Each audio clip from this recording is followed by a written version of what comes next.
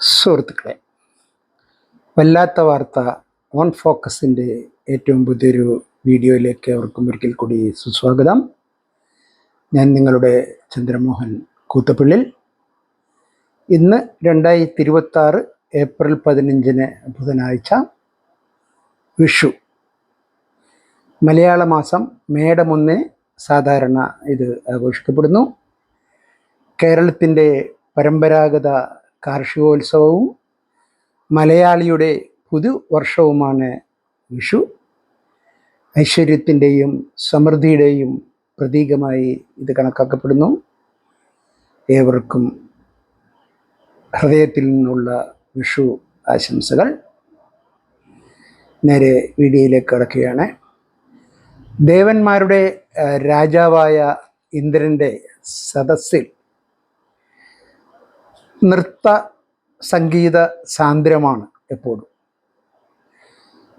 ഗന്ധർവന്മാരും ഗന്ധർവകന്യകളും ഗാനങ്ങൾ ആലപിക്കുന്നു. അപ്സരസുകൾ ഉർവശി, മേനക, രംഭ, തിലോത്തമ എന്നിവർ നൃത്തം ചെയ്യുന്നു. സോമരസം എമ്പാടും ഒഴുകുന്നു. സോമരസം എന്ന് പറഞ്ഞാൽ ദേവന്മാർ കഴിക്കുന്ന മദ്യമാണ്. അതിൻ്റെ പേരാണ് സോമരസം. ആകെ കൂടി ഉത്സവാന്തരീക്ഷം.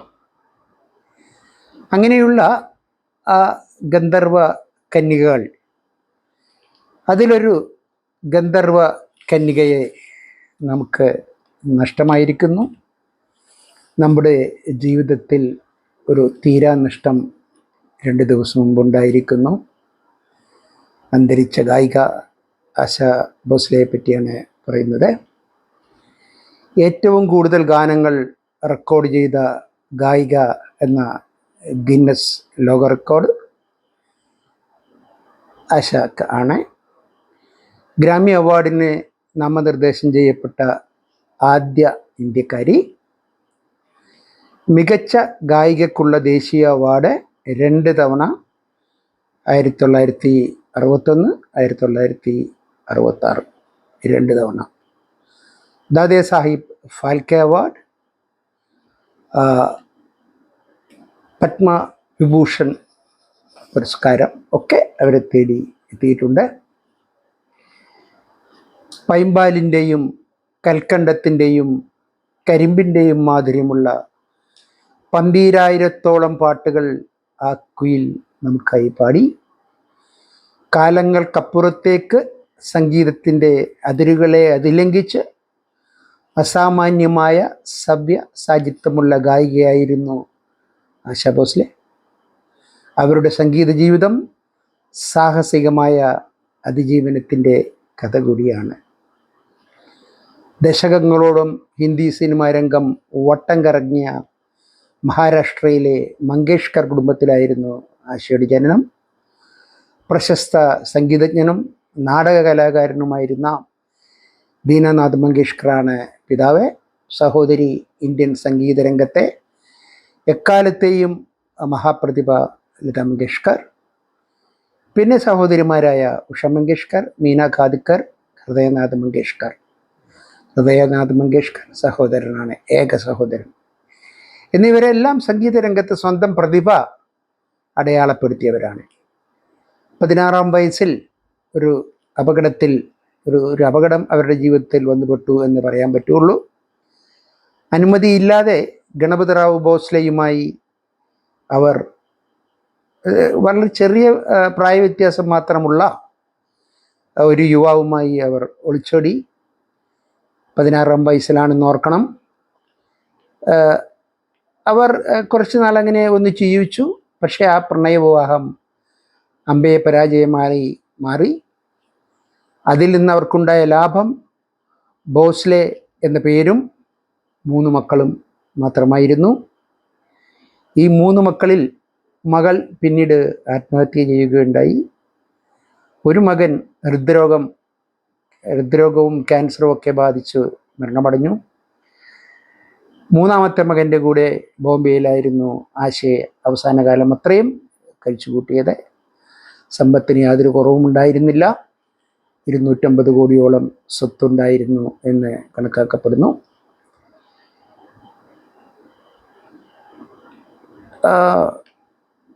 അതിനുശേഷം വിവാഹം പരാജയപ്പെട്ടു എന്ന് പറഞ്ഞല്ലോ.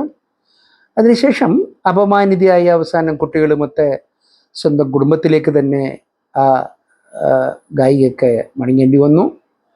ഏറെക്കാലം ലതാ മങ്കേഷ്കറുമായി അത്ര സുഖത്തിലൊന്നും ആയിരുന്നില്ല. ഒരുമിച്ച് പാടേണ്ട പാട്ട് വരുമ്പോൾ രണ്ടുപേരും രണ്ട് സൈഡിലേക്ക് നോക്കി നിന്ന് പാടുന്ന സന്ദർഭങ്ങൾ വരെയുണ്ടായി. പക്ഷെ ക്രമേണ ആ കോപമെല്ലാം അലിഞ്ഞലിഞ്ഞ് ഇല്ലാതായി. സഹോദരിമാർ തമ്മിൽ പഴയ സൗഹൃദം ഉടലെടുത്തു. അങ്ങനെ ലതാ മങ്കേഷ്കർ ഹിന്ദി സിനിമാ രംഗം അടക്കി വാഴാൻ തുടങ്ങുമ്പോഴാണ് ആശ അവിടേക്ക് ചുവടെടുത്ത് വെക്കുന്നത്. അതുകൊണ്ട് തന്നെ ലതയുമായുള്ള താരതമ്യങ്ങളും അവരുടെ താരതമ്യങ്ങളുടെ നിഴലിലായി ആശയുടെ സംഗീത ജീവിതം. അതവർക്ക് വലിയ വെല്ലുവിളി തന്നെയായിരുന്നു. ആരെങ്കിലും വെട്ടിയ വഴികളിലൂടെ നടക്കുകയല്ല തൻ്റെ നിയോഗമെന്ന് അവർ തിരിച്ചറിഞ്ഞു. സംഗീതയാത്രയിൽ സ്വന്തമായി വഴിവെട്ടുകയായിരുന്നു ആശ. അതിനായി അവർ നടത്തിയ സംഗീത പരീക്ഷണങ്ങൾ ചരിത്രത്തിൻ്റെ ഭാഗമാണ്. ലതയുടെ സ്ഫുട ശുദ്ധമായ ശബ്ദം അപ്പുറത്തുണ്ടായിട്ടും തൻ്റെ ശബ്ദത്തെ ആവശ്യപ്പെടുന്ന ഒരു സംഗീതകാലത്തെ ആശാ ഭോസ്ലെ സൃഷ്ടിച്ചെടുക്കുക തന്നെ ചെയ്തു. അത് ശുദ്ധവും സുതാര്യവുമായ സാഹോദര്യ മത്സരത്തിൻ്റെ ഫലമായിട്ടായിരുന്നു. ലതാ മങ്കേഷ്കർ ശുദ്ധ സംഗീതത്തിൻ്റെ അടിത്തറയിൽ ഊന്നി മാത്രം മുന്നോട്ട് പോയപ്പോൾ ആശാ ഭോസ്ലെ സംഗീതത്തിൻ്റെ എല്ലാ വേലിക്കെട്ടുകളും പൊളിച്ചു നീക്കി.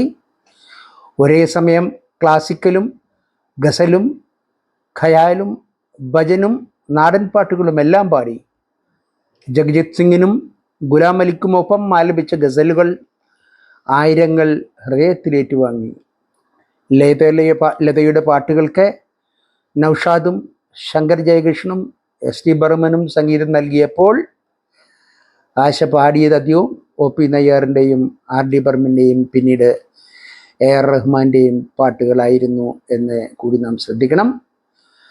ആർ ഡി ബർമൻ സംഗീത സംവിധായകൻ മാത്രമായിരുന്നില്ല, പിന്നീട് അവരുടെ ജീവിത പങ്കാളിയുമായി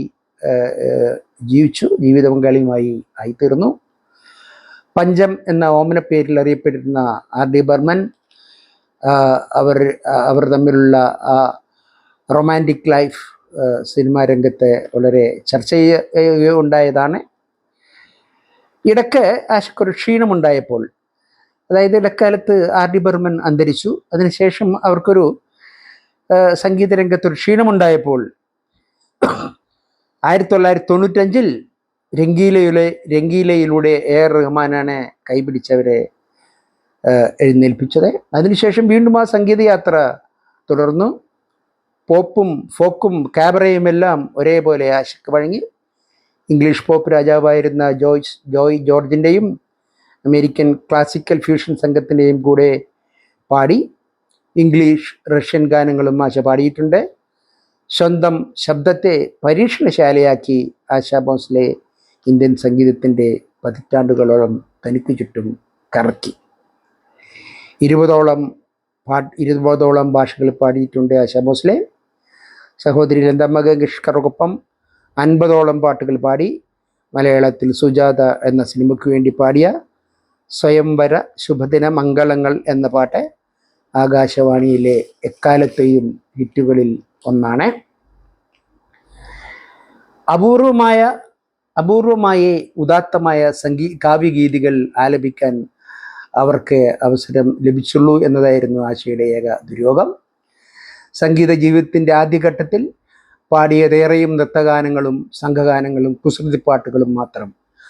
ആ ഇമേജിൽ നിന്ന് പുറത്തു കിടക്കാൻ അവരെ സഹായിച്ചത് സംഗീത സംവിധായകൻ ഒ പി നയ്യാറുടെ ശക്തമായ പിന്തുണയായിരുന്നു. നയ്യാറുടെ ശക്തമായ പിന്തുണയാണ് ജ്യേഷ്ഠ സഹോദരി ലതാ മങ്കേഷ്കറെ സ്വന്തം സംഗീത ഭൂമിയിൽ നിന്ന് ബോധപൂർവം അകറ്റി നിർത്തിയ ഒ പി നയ്യാർ പക്ഷേ അനിയത്തിക്ക് സമ്മാനിച്ചത് ഏറ്റവും ഹൃദയകാരിയായ ഈണങ്ങൾ. 168 സോളോകൾ ഉൾപ്പെടെ 324 പാട്ടുകൾ നയ്യാർക്ക് വേണ്ടി ആശ പാടി. ഇവയിൽ ഹിറ്റുകൾ അല്ലാത്തവ വളരെ അപൂർവമാണ് എന്ന് നമുക്ക് കാണേണ്ടി വരും. എന്തുകൊണ്ട് ആശയെ അളവറ്റ് ആശ്രയിച്ചു എന്ന ചോദ്യത്തിന് ഒരിക്കൽ നയ്യർ നൽകിയ മറുപടി ഇതാണ്: പട്ടുപോലെ നേർത്ത ശബ്ദങ്ങളോട് പണ്ടേ എനിക്ക് ഭ്രമമില്ല. ഗാനത്തിൻ്റെ ഭാവം പൂർണ്ണമായി ഉൾക്കൊള്ളാൻ പ്രയാസമാണ് അത്തരം ശബ്ദങ്ങൾക്ക്. കുറച്ചുകൂടി ഘനം കൂടിയ ഭാവദീപ്തങ്ങളായ ശബ്ദങ്ങളാണ് ആശാ ദത്ത്, ഷംഷദ് ബേഗം, ആശാ ഭോംസ്ലെ എന്നിവരുടെ അവരിൽ തന്നെ ഏറ്റവും റൊമാൻറ്റിക്കായ ശബ്ദം ആശയുടേതാണ്. ആശയുടെ ആലാപനത്തിൽ സ്വാഭാവികമായി കടന്നു വരുന്ന നിശ്വാസങ്ങൾ, നെടുവീർപ്പുകൾ, ചിരികൾ, ഗദ്ഗതങ്ങൾ ഇവയൊക്കെ ഞാൻ പാട്ടുകളിൽ യഥേഷ്ടം ഉപയോഗിച്ചിട്ടുണ്ട്. ഇത് പറയുന്നത് OP നയ്യറാണ്. ജീവിത പങ്കാളിയായി മാറിയ R.D. ബർമനാണ് ആശയുടെ ശബ്ദത്തിൻ്റെ അപാര സാധ്യതകൾ ഔചിത്യപൂർവ്വം പ്രയോജനപ്പെടുത്തിയ സംഗീത സംവിധായകൻ. ദമ്മാരോദം, ഹരേ രാമ ഹരേ കൃഷ്ണ എന്ന സിനിമയിൽ പിയാത്തു കാരവാം, ചുരാലിയ യദും കി ബാരാത്ത് തുടങ്ങിയ സൂപ്പർ ഹിറ്റ് ഗാനങ്ങളിലൂടെ ആശയെ 1970-കളിലെ ഇന്ത്യൻ യുവത്വത്തിൻ്റെ ആവേശമാക്കി വളർത്തി R.D. ബർമൻ. സ്വന്തം തലമുറയിലും പിൻതലമുറയിൽപ്പെട്ട ഗായകർ പലരും കാലത്തിൻ്റെ കുത്തൊഴുക്കിൽ പിടിച്ചു നിൽക്കാനാവാതെ ഇടറി വീണപ്പോൾ ആശയ്ക്ക് ആ ദുര്യാനുഭവം ഒരിക്കലും നേരിടേണ്ടി വന്നില്ല. മാറുന്ന കാലത്തിനും സാങ്കേതിക വിദ്യക്കും ഇണങ്ങും വിധം സ്വയം നവീകരിച്ചുകൊണ്ടായിരുന്നു അവരുടെ യാത്ര. AR റഹ്മാനു വേണ്ടി രംഗീലയുടെ രംഗീലരെ, തൻഹായിലെ തൻഹ, ദൗഡിലെ ഓ ബാവരെയും ലഗാനിലെ രാധാ കൈസെ നാജലെയും പാടിയ ആശ 1990-കൾക്കും പ്രിയങ്കരിയായി വിദ്യാസാഗറിൻ്റെ ഈണത്തിൽ നയൻതാരയ്ക്ക് വേണ്ടി ചന്ദ്രമുഖി, 2005-ൽ മധു ബാലകൃഷ്ണനോടൊപ്പം കൊഞ്ച നേരം പാടുമ്പോൾ ആശയ്ക്ക് പ്രായം 72. മലയാളത്തിലും ഒരു ഗാനം പാടിയിട്ടുണ്ട് ആശ, സുജാതയുടെ സ്വയംവര ശുഭദിനങ്ങൾ. അത് നേരത്തെ പറഞ്ഞ കാര്യം തന്നെയാണ്. ഹൃദയത്തെ വെണ്ണയാക്കുന്ന ലതയുടെ സ്വർഗീയ ഗാനാലാപന ശൈലിയിൽ നിന്നും മനഃപൂർവമായ വ്യതിയാനങ്ങളാണ് ആശയുടെ അസ്തിത്വം. കാന്തശക്തിയുള്ള ശബ്ദം, അനുനാസികയിൽ തിളങ്ങുന്നത് മാദകത്വവും കുസൃതിയും. കനപ്പെടുത്തിയാൽ ക്ലാസിക്കൽ, കിന്നരിയിട്ടാൽ കാൽപ്പനികം. എന്തൊരു വൈവിധ്യം, പ്രസരിപ്പായിരുന്നു ആ പാട്ടുകളുടെയും ഗായികയുടെയും മുഖമുദ്ര, മരിക്കാത്ത ഓർമ്മകളുടെയും. സമീപകാലത്തെ ദ്രൗപദി മുർമു ഒരു ചടങ്ങിൽ അവർക്കിഷ്ടപ്പെട്ട ഒരു ഗാനം പാടാൻ പറഞ്ഞപ്പോൾ അവർ പാടിയത് ചുരാലിയ ഹേ തുമ്നെ ജോ ദിൽ കോ എന്ന R.D. ബർമൻ്റെ പാട്ട് തന്നെയായിരുന്നു. അതും നമുക്ക് ഓർക്കണം. 2023-ൽ 90-ാം ജന്മദിനാഘോഷത്തിനനുബന്ധിച്ച് ദുബായിൽ നടന്ന ആശയുടെ ലൈവ് ഷോ, 3 മണിക്കൂറോളം നീണ്ട ലൈവ് ഷോ, അതിനെ സാക്ഷ്യം പറയും. അവരുടെ ആ ഒരു താല്പര്യത്തോടെ, സംഗീതത്തോടുള്ള താല്പര്യത്തിൻ്റെ സ്പഷ്ടമായ ഉദാഹരണമായിരുന്നു. ഇഷ്ടഗാനങ്ങളിൽ 3 മണിക്കൂറോളം നീണ്ട ആ ലൈവ് ഷോ കഴിഞ്ഞ് ആശ ചോദിച്ചതും അതുതന്നെയായിരുന്നു. ഇനി പറയൂ, എനിക്ക് 90 വയസ്സായോ? ശരിയായിരുന്നു ആശാ ഭോംസ്ലെയുടെ മുഖമുദ്ര. പാടിക്കൊണ്ടിരിക്കുമ്പോൾ തന്നെ മരിക്കണമെന്ന് ആയിരുന്നു അവരുടെ ആഗ്രഹം. കാലത്തിൻ്റെ കാതോരത്ത് പാടിക്കൊണ്ടിരിക്കുമ്പോൾ തന്നെയാണ് ആ കണ്ണുകൾ അടഞ്ഞതും. അനശ്വര ഗായികയ്ക്ക് നമ്മുടെ കണ്ണീർ പ്രണാമം. We don't have to rely on memories to recapture the spirit of those we have loved and lost. They live within our souls in perfect sanctuary which even death cannot destroy.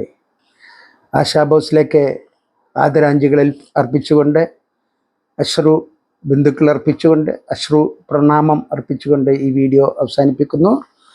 മറ്റൊരു വീഡിയോയുമായി അടുത്ത് കാണുന്നത് വരെ നിങ്ങൾക്ക് ഏവർക്കും നന്ദി, നമസ്കാരം. Thank you.